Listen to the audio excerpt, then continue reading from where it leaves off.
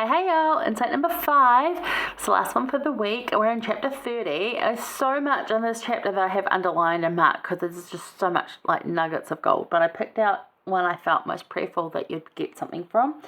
But I will point out that the end of verse 9 is saying that this is a rebellious people and they want smooth things prophesied unto them, which are actually deceits, because the things that are going to get prophesied to us to get us to where we need to be or that we desire to be are not easy. They're right, but they're not easy. And I've always liked that line from Harry Potter too, when Dumbledore says to Harry Potter, the time is fast coming when we're going to have to choose between what is right and what is easy. Because you think it's going to be what is right and wrong, because that's what it's always been, black and white. And I love that he points that out, that comes up in J.K. Rowling, and maybe she did get inspired by some of these verses in the Bible. I don't know. But what is right and what is easy?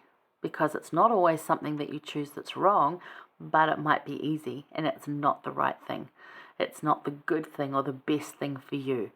Easy, yes. Doesn't mean it's bad, but it's not good. And it's lies if you're going to just go and do that because you're copping out and it's not good for you. Even as hard as the hard looks, if it's right, give it a shot. Okay, so I'll point that out. But we're going to go look and remember too that this is an 18 there and 19 talking about he's going to be ready for you. When you're ready, he's ready, and he's merciful, and he's just waiting for you to be ready. So you keep working at being ready, and when you're ready, Christ will turn up. No problem. Every time. He'll be there.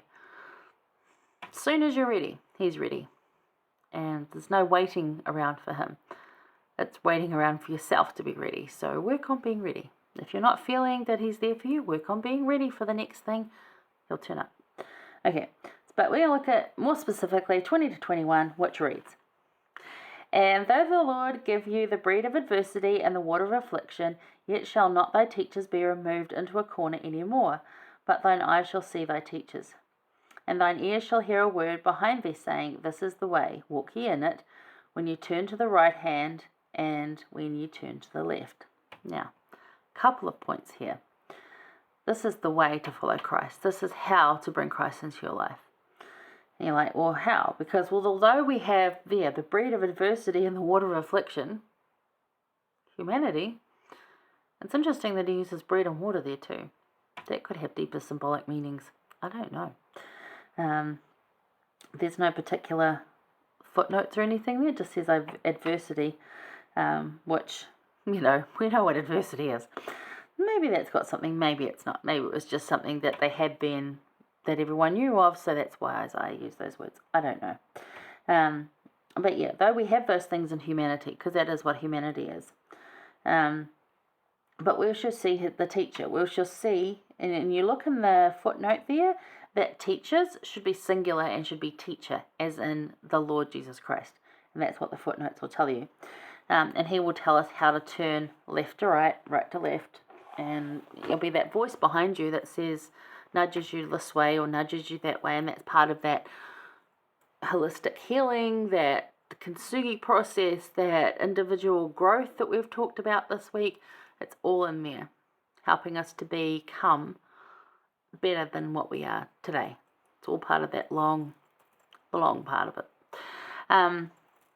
So yeah, Christ doesn't force himself into our lives. We need to let him in. And we do this bit by bit. And when he's ready, or when we're ready, he's ready all the time. And as I said here, yeah, teachers should be teacher singular, not plural. That's a grammatical error, and the footnotes tell us that. I think President Spencer W Kimball probably said it best, and I'm just going to read what he said. He said, being human, we would expel from our lives physical pain and mental anguish, and assure ourselves of continual ease and comfort. Right? Who wouldn't?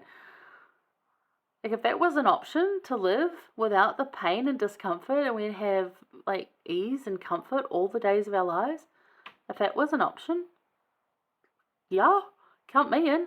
Because as humans, we do that. Who wants to volunteer for more pain? No thanks. It's not what we volunteer for. However, it's what helps us to become. So hang around for the rest of the quote, which says, But if we were to close the doors upon sorrow and distress, we might be excluding our greatest friends and benefactors. Suffering can make saints of people as they learn patience, long-suffering, and self-mastery.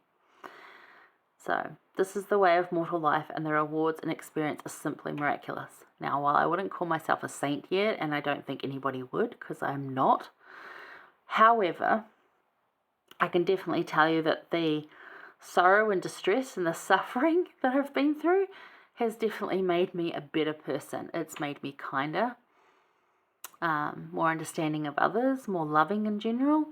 It's helped me to learn meditation and grounding.